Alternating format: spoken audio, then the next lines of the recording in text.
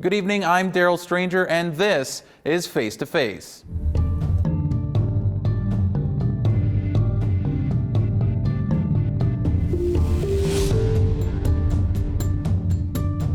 Our guest this week is former NHL head coach and player Ted Nolan.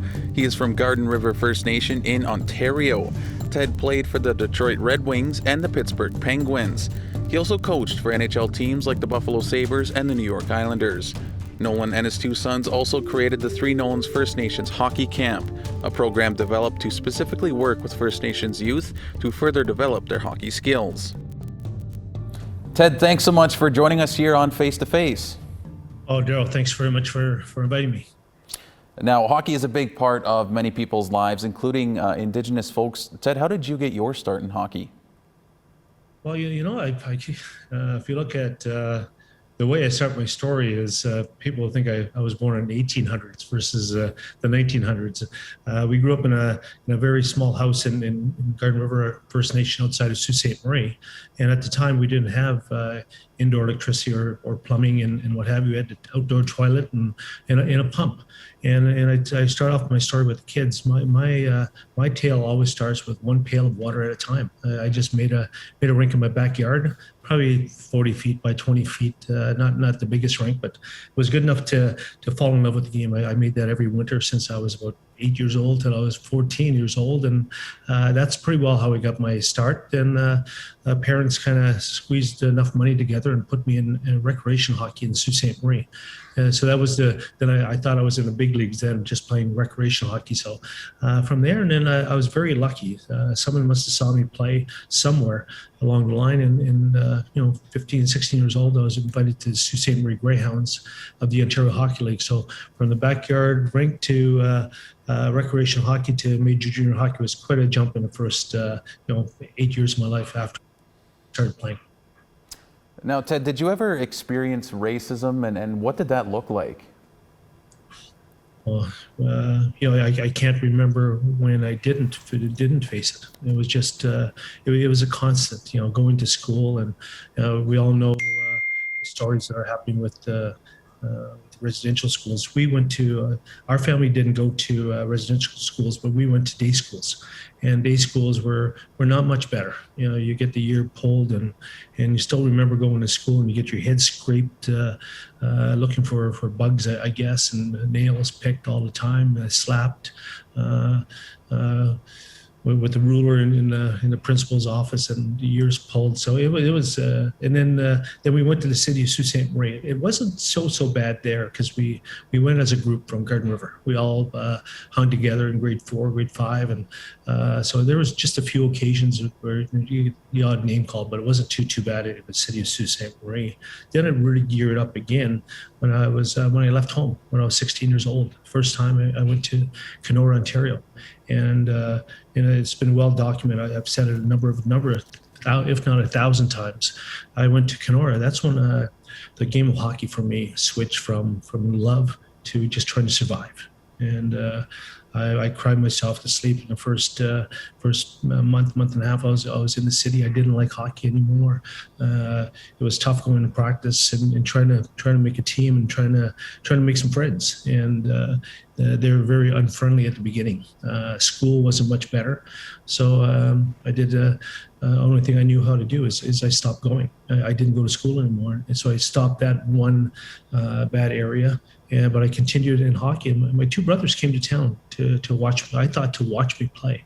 And Darrell, that year was extremely hard because my father just passed away that summer before. So it was hard leaving home then. And then when you top it off with name calling and prejudice and not feeling part of it, and your two brothers come to town to bring you home, the easiest thing in the world for me to do was probably hop in that car. But I didn't. I stayed, and I try to relay that message on to as many First Nation kids as I possibly can, because there's so many times in life you're going to run into very steep obstacles and stuff you might not be able to, or feel that you might not be able to get through. I tell you, you stick through it a little bit longer, and all of a sudden, a month later, 2 months later, I did make some friends on the team. I ended up winning Rookie of the Year on the team. I ended up going back to Sault Ste. Marie the following year and made the Sioux Greyhounds and got drafted to the Professional Hockey League. But that one period of time in my life when I felt unwanted, I felt I didn't like the game anymore. I chose to stay, so it was probably one of the better decisions that I made. Now, Ted, your playing career was cut a little short by a back injury, but you then took up coaching and you had immediate success in both Sault Ste. Marie and the Ontario Hockey League, and then on to Buffalo and the NHL. You even won Coach of the Year, but the following season you didn't return. Can you sort of tell us what happened which led to you not returning in Buffalo? Well, it's a long story, and we'll need a little bit longer than a half hour to discuss the whole thing. But it was just one of those things. Coaching is one of those um, careers that I never planned on doing. After I was done playing hockey, I was so happy that I was done playing. I didn't have to go through that anymore. I went to school, and all of a sudden, I ran into Phil Esposito. There's a name from the past. He owned the Sioux Greyhounds at the time, and he asked if I'd be interested in helping out part-time with the Sioux Greyhounds, and I accepted. And about a month and a half later, they fired the head coach and gave me the opportunity to become the head coach. And my first response to Phil when he asked me to was no, I couldn't coach. And then anyways, he said, do it for a month. I did it. I kind of fell in love with it. I really did. I fell in love more with coaching than I did with playing. And then the fans started booing us. We weren't a very good team. I wasn't a very good coach, and our team was in bottom place. And that summer, it kind of I always relay this to kids as much as I can, or as many youth as I possibly can. Is when someone says you can't, there might be times in your life you're unable to. That doesn't mean you can't. You just got to learn how to. And so I wanted to learn how to be a coach. I studied. I bought some books. One of the most intriguing books I bought was Sacred Hoops by Phil Jackson, winningest coach in NBA history. And I thought it was a spiritual book when I first bought it, tell you the truth. But it was a basketball book. And I read it and I seen all the stuff that he was doing in with his basketball team that he learned from native spirituality. And I'm going, man, if he could do that in NBA, I could certainly do it in junior hockey. So I took some ideas from him. I went back to the drawing board, and lo and behold, we started winning. We went to 3 straight Memorial Cups and winning it in 1993. Fast forward, I went to Hartford, and then I got the Buffalo job, which I really, really enjoyed. I won Coach of the Year, which was the question you asked. Then a year after that, the management got fired. A lot of the rumors started flying that I was responsible for his firing. I was labeled as GM killer. They started doing some rumors that I was drinking at practice, and typical stuff that they do to us. And so it became so much. It became so much. How are you going to fight a multi-billion-dollar corporation organization? So I just walked away. I said I can't fight all the bad stuff that's being said, and then I walked away. And after the Buffalo Sabres presented me with a 1-year contract offer that was probably the same much money that I was making the year before, there was rumors that I turned down 3-year contracts, and I was demanding so much money. And tell you the truth, the only thing I probably demanded was if they wanted me back. That was probably the biggest thing. So it had nothing to do with money, had nothing to do with term, but they offered me the same contract. They offered me a contract they knew I would refuse. So I refused it, and then I thought some other opportunities would come. One opportunity did come, and I'm very proud to say the Tampa Bay Lightning, Phil Esposito again, he offered me a job at the Tampa Bay Lightning about 2 years after Buffalo. I was so excited about taking the job, but I went home. My oldest son, Brandon, he was a 12-year-old aspiring hockey player, and he said, Dad, where am I going to play out in Tampa Bay? At the time, there wasn't a big hockey program, so he started crying. Jordan started crying. My wife started crying. So, which turned out to be a happy occasion. I had to call back Phil and said, for family reasons, I have to decline. And that was the last real serious offer that I got, outside of a couple other things. But best decision I made, because Brandon, 11 years later, when he was 23 years of age, he made his NHL debut playing against the Tampa Bay Lightning. So how cool is that? Oh, very cool indeed. And Ted, you did coach a couple of times after your first stint in Buffalo with New York, the Islanders, and Buffalo again, but nothing has come since then. And many people believe you never should have even left the NHL. So why do you believe you aren't coaching in the NHL right now? I believe I shouldn't have left either. I still, I think, one thing we are is we're very humble, respectful people, and you don't want to say I can do this and I can do that. But the one thing, Darrell, I really believe that I'm very good at is coaching hockey, and I believe you're good enough to lead a group in order to win, and that's winning the Stanley Cup. But if no one knows you. And that's the hard part. I think you look at the National Hockey League; it's almost like 97% white, and when you're involved with a certain group, that certain group is going to stay within their groups, and getting inside that group is extremely hard. I was in it. I was coaching major junior hockey. I coached all-star games. I won the Memorial Cup. Coached in the NHL, but still I wasn't inside that group because my group was back home. My group was back in Garden River First Nation. I couldn't wait to get home in the summertime and spend time with family and friends and go to powwows and what have you.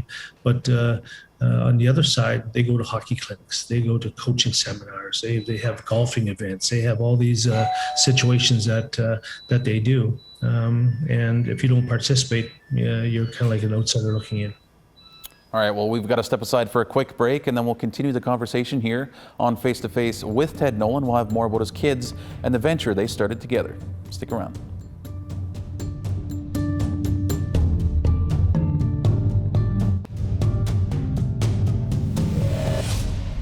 Welcome back to Face to Face. Our guest this week is former NHL coach Ted Nolan.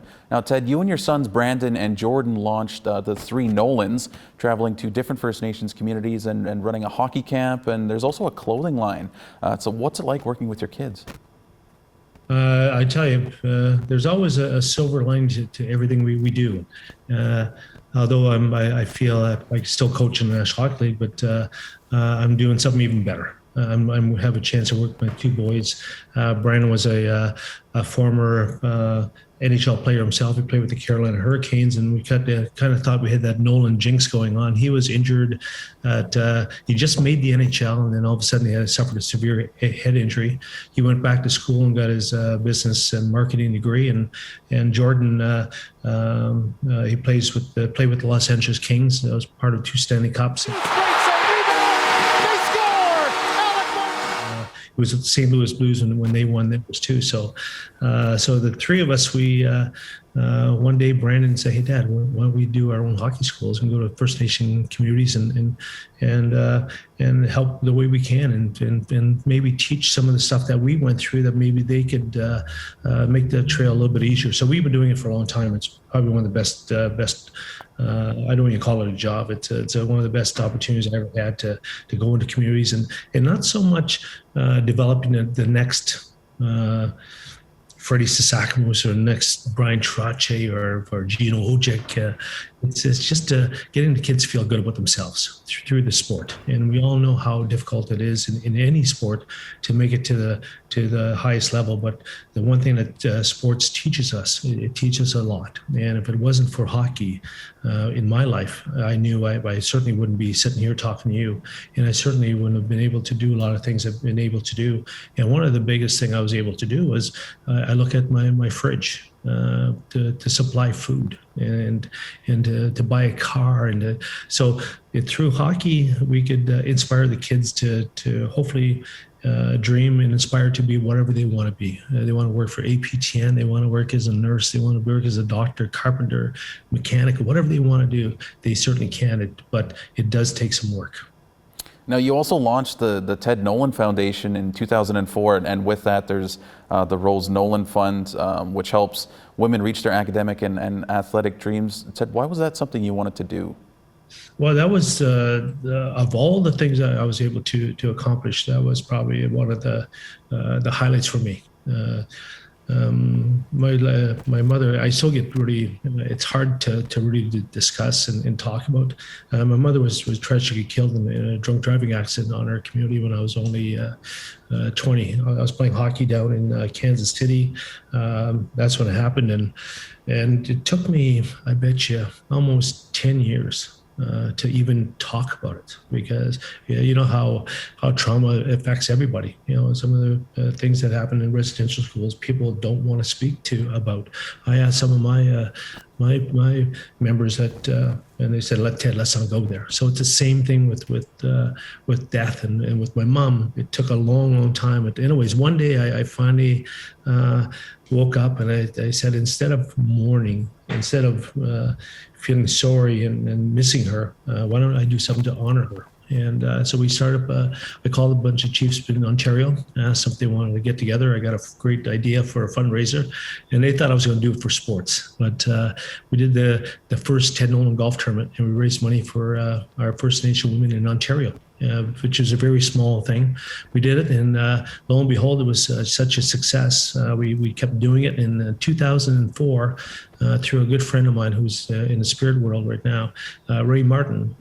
He contacted me and said, "Hey, Ted, why don't we form a foundation? We can get more money." So we formed the Ted Nolan Foundation in 2004, and I'm very proud to say we raised over $2 million for First Nation women's scholarships that we've been giving out since 2004. We closed operation last year, and what we did with the remaining funds is we chose I think seven universities that a lot of our women go to: the University of Winnipeg, First Nations University, Algoma University. You know, we have it. I can't think of them all right now, but there's 7 of them. We give $100,000 to each, and they can continue giving away the scholarships on an annual basis. So the next 20 years, hopefully they'll continue to do the work that we started. But that was the only way I could really sit down and honor. And I think you look at all tragedies in life. There's always 2 ways to look at it. You could feel sorry and miss and what have you, or you sit back and say, "Hey, I'm gonna do something to honor." So I felt really good about it, and I think my mom would be proud of it. But I'm more proud of the young ladies who are receiving the financial help in order for them to achieve their goals. Now, Ted, I want to go back a little bit, and when you see something like what happened to Ethan Bear last season, and the racialized hate for something that happened during a hockey game, I mean, what kind of goes through your mind when you see that? Well, you know, it's going on way too long, and I'm the way I got raised, it was kind of like there's wrong and there's right. There's no in between. And one thing with this, it's just wrong. It's just wrong. And the National Hockey League's got to take a very powerful step in order to persuade anything like this happening again. If they catch someone or know someone who's doing it, ban them from the hockey rink. You don't need those type of people in, especially on social media. But social media is probably one of the worst things that ever been invented. People can say whatever they want to say, and there's no repercussions for it. And so, anyways, it's very sad. But to talk about someone's nationality and who they are, and I think whatever nationality you're from, you should be very proud of it and who we are. And as First Nation people, I'm extremely proud of where I come from. I'm not any better than anybody else, but I'm very proud of who I am and where I come from. And people should have that respect to any other ethnic group, wherever they come from, and honor them. You know, everybody came here to North America when we were the first people. We all welcomed them with open arms. So we should start doing that on a daily basis with everyone. All right, it's time for another quick break, and then we'll continue the conversation with Ted Nolan here on Face to Face.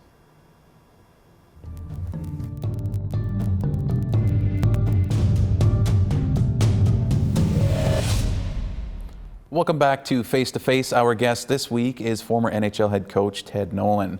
Now, Ted, we were talking about your coaching and all of the success that you've had. How important is the First Nations culture to you, and do you try to incorporate any teachings in your coaching philosophy? Where I'm from is who I am. It's My mother was a very traditional. She ran the Hiawatha play when I was a kid. She ran all the local powwows, and she was a hen mother to the AIM movement when they came through Northern Ontario.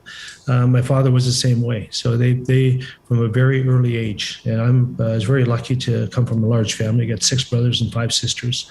We're extremely proud of who we are as Anishinaabe, as Ojibwe from one of our nation or tribes. But I'm extremely proud, and I took that pride into. And I listened to stories. I listened to all our elders speaking about some of the injustices that happened, the residential schools, how they were treated, and how we were mistreated in certain jobs and what have you. And I remember going to my uncle's house, who had a severe alcohol problem when I was growing up, and looking at him and said, "Geez, something must have really seriously bad happened to him." I was only 8 years old, and I told myself that ain't going to happen to me. I'm going to fight for who we believe and who we are. And so who I am is extremely, and I took that who I am right into hockey. I implemented a lot of my upbringing into, because no one does it by themselves. Like with myself making a national hockey, I didn't do it all by myself. I had a tremendous amount of help.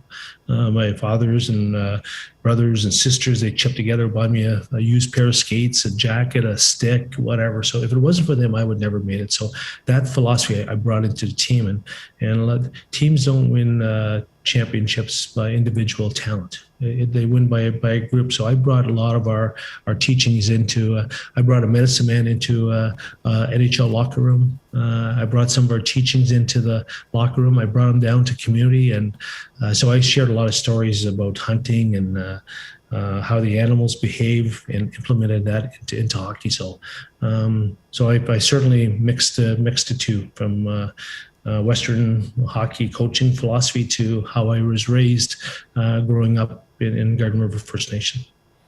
And Ted, lastly, if a hockey team came calling tomorrow asking you to coach, what would you say? Would you consider coaching again? Yeah, Darrell, it's one of those things. I'm hoping I would. But when you're so hurt and you just got over it, but I'll share a quick story with you. When I got over the hurt from being let go before by the Buffalo Sabres, and by one door closed, another opportunity presented itself, which was the Ted Nolan Foundation, and we did a tremendous amount of work. And then all of a sudden, Robert Irving from Moncton, New Brunswick, calls me and said, "Hey, Ted, you want to coach?" And the one thing I felt from him, he really wanted me to be a part of his team. So if someone really wants me to be a part of it versus a token presentation, there's a big difference. So I think I could still coach. I still think there's a Stanley Cup inside me somewhere. But you have to get the other side to. But if someone really wanted me to, I certainly would. All right, well, thank you so much, Ted. That's all the time we have for this week. You can catch up on any episodes you may have missed by visiting our website, aptnnews.ca. And this episode and all of our past episodes are also available as podcasts. You can find those at aptnnews.ca/face-to-face podcast. I'm Darrell Stranger. Thanks for tuning into Face to Face. Have a great night, and we'll see you next week.